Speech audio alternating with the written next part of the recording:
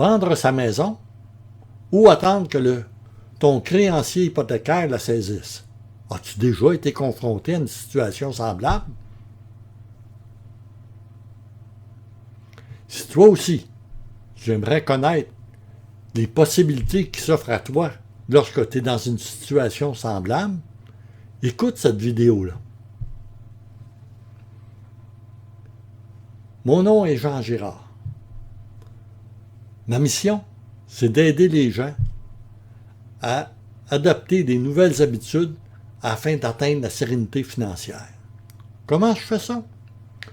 Tout simplement, je suis prêteur hypothécaire et je suis spécialisé en sauvetage immobilier. C'est-à-dire que j'aide les gens à rester dans leur maison, à baisser le paiement et à redresser leur crédit. Je ne travaille pas seul, je suis affilié au Carrefour immobilier du Québec qui existe depuis 2008. Hier matin, je rencontre Laïla. Laïla, c'est une collègue, mais c'est surtout une amie. Et puis, elle me dit, Jean, elle dit, ça n'a pas de l'allure, tu as tellement de l'air fatigué. Elle dit, qu'est-ce qui se passe avec toi? Oh. J'ai dit, tu sais, j'ai eu un après-midi difficile avec un client. Ça l'a passé, mais rendu dans la nuit, c'est revenu me chercher, tu comprends-tu? Puis ça s'est mis à tourner en boucle, puis pour faire une histoire courte, j'ai pas dormi beaucoup. Ben voyons donc. Raconte-moi donc cette histoire-là, que j'écoute ça. Ça va m'aider dans mes affaires. Bon, ben j'ai dit, tout d'abord, se faire l'état des lieux. Le client a acheté une maison en 2018, belle maison. Il a pris, comme tout le monde, une première hypothèque. Quelques années, deux ans après, il a pris une deuxième hypothèque. Il a fait une proposition de consommateur. Finalement, il a pris une troisième hypothèque qui payait la deuxième et la proposition de consommateur. Puis là, il n'a pas été capable de se refinancer. Puis là, le créancier, et lui, il ne veut pas renouveler son prêt, ce qui fait qu'il faut qu'il paye, puis c'est dans un mois. C'est pas bien loin. Donc, c'est là qu'on était. On a d'abord envisagé la situation de lui faire un prêt, mais lorsqu'on a regardé les revenus, le monsieur, avec sa dame puis son fils, il n'y avait pas vraiment beaucoup de revenus. C'est-à-dire qu'il y avait 130 000 de revenus. Et puis, à 130 000 de revenus, avec les taux actuels d'intérêt, ça te fait une capacité d'emprunt de 410 000. Avec une hypothèque de 540, je peux pas, tu sais, il n'y a pas 5 000 de différence, là. Tu comprends? Il y a 130 000 de différence. Je ne peux pas vraiment étirer la sauce. J'ai donc été voir, j'ai regardé ça, puis j'ai dit, on va aller voir quand même. J'ai dit, on va aller vérifier nos affaires auprès de courtiers hypothécaires qui sont là pour ça. Tous les courtiers hypothécaires qu'on a rencontrés nous ont tous dit, on n'ira pas, il ne sera pas capable de se refinancer, ça ne donne rien de faire ça. Puis nous autres, ça ne nous intéresse pas de dire on va faire un prêt à un client, puis au bout de 12 mois, on va aller saisir la maison. C'est pas dans notre mission, puis ça ne nous intéresse pas vraiment. Ça nous écarte de saisir des maisons. Donc, on a regardé une deuxième solution. On a regardé s'il y avait possibilité de faire une autre proposition de consommateur, mais dans son cas, il n'avait pas. Là, tout ce qu'il y avait, c'était des prêts garantis. On a regardé pour une location-achat. Une location-achat, on achète la maison, le monsieur nous paye, il nous paye un loyer, et puis dans 2-3 ans, lorsque ses finances seront rétablies, ou les taux d'intérêt auront diminué, ben il peut racheter à ce moment-là la maison. Mais ça faisait absolument aucun sens au niveau des paiements à faire. Quand je te dis là, aucun sens, là, c'est-à-dire que je veux dire, il y avait un loyer d'au-dessus de 5 000 à payer, là, ça faisait aucun sens. Il ne restait plus beaucoup de solutions, il nous en restait une, puis en fait, la solution qui nous restait, c'était la vente ordonnée. Toi qui nous écoutes, là, je suis sûr que tu te demandes, c'est quoi une vente ordonnée? Une vente ordonnée, là, ça se fait pas comme ça, là. En fait, c'est ce qui arrive dans une vente ordonnée, c'est que le Carrefour, il fait d'abord évaluer la maison. Il va arrêter les procédures judiciaires, souvent en payant les frais, okay, en payant le prêt. Et puis par la suite, ce qu'il va faire, c'est qu'il va envoyer son courtier pour qu'il mette la maison en vente, puis le client récolte les profits chez le notaire. Ouais, ça peut être intéressant dans plusieurs cas, mais dans le cas qui nous occupait, le client, lorsqu'on lui a parlé du mot vente ordonnée, on n'a jamais eu le temps d'y expliquer c'était quoi.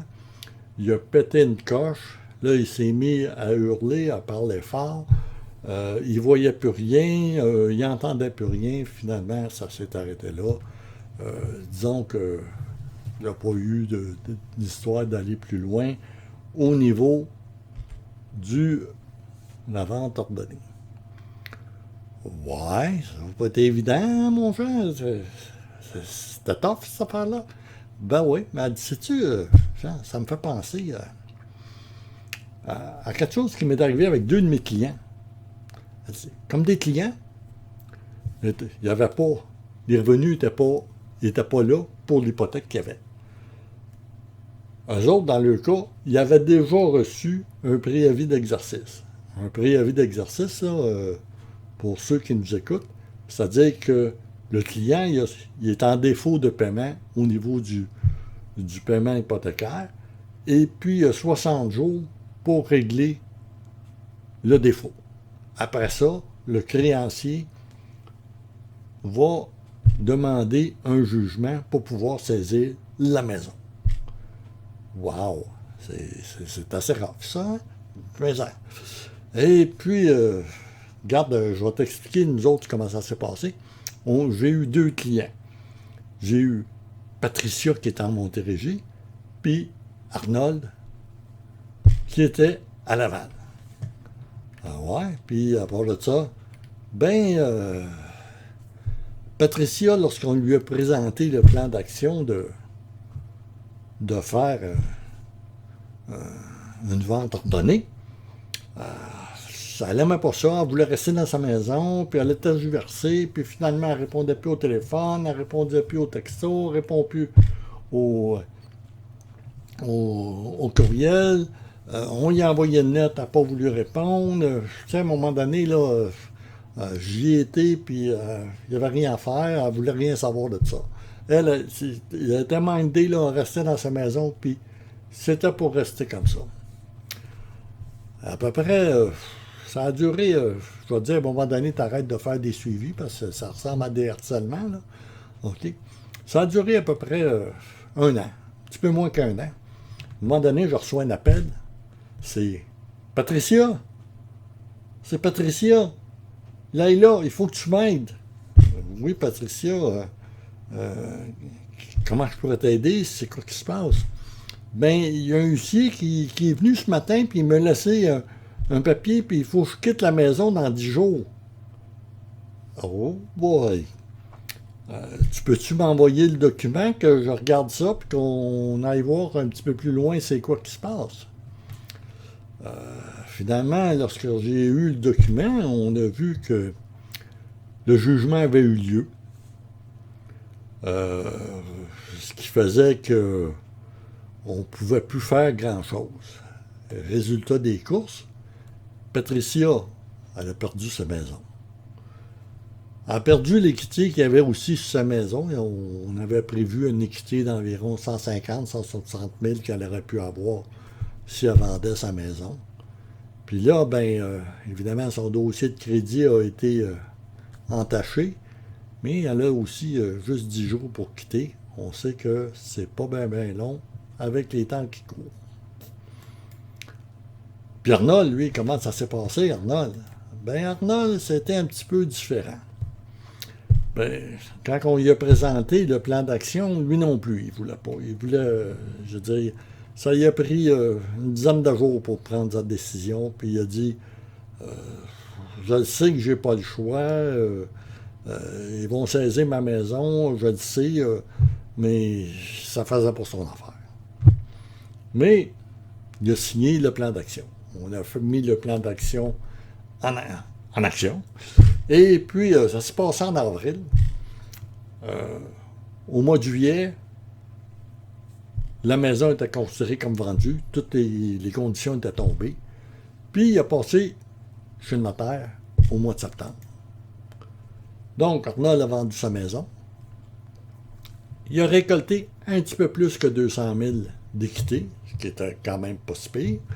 Et puis, il a choisi la date de son déménagement. Puis évidemment, son dossier de crédit n'a pas été trop entaché.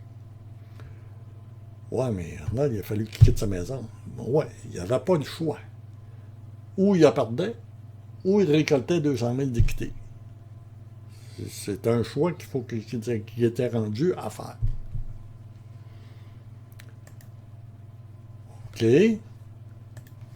Est-ce que toi, si tu es dans la même situation, penses-tu que la vente ordonnée pourrait être une bonne solution pour toi?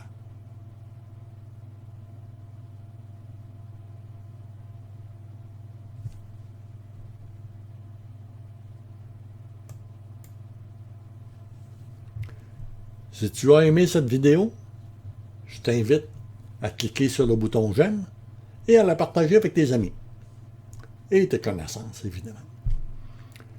Si tu veux aller plus loin sur le chemin de la sérénité financière, télécharge ton guide 12 astuces. Télécharge ton guide. Si tes dettes t'empêchent de dormir, 12 astuces pour retrouver la sérénité financière et le sommeil. À bientôt.